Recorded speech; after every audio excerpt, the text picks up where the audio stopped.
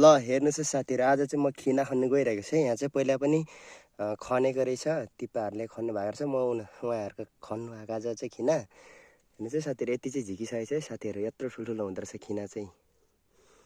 यो होलभित्रबाट झिक्दैछु है साथीहरू खिना चाहिँ।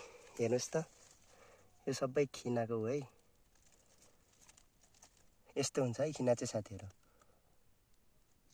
यिनीहरूले खिना चाहिँ मैले झिकिसकेको छु है, यत्रो धेर छ है। हेर्नुहोस् है साथीहरू।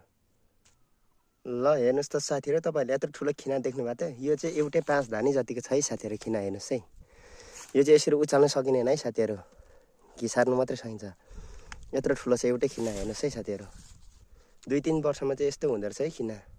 ल यति धेर चाहिँ झिकेँ है साथीहरू खिना मैले। यताको लागि चाहिँ त्यो फेरि रोप्नु मिल्छ, बिउ हुन्छ त्यो चाहिँ।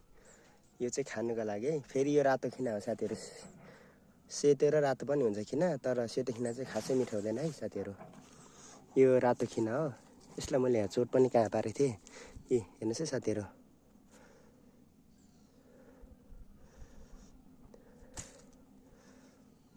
साथीहरू 5 धानी जतिको खिना। यो चाहिँ 5 धानी जतिको छ है खिना, एउटै मात्रै साथीहरू।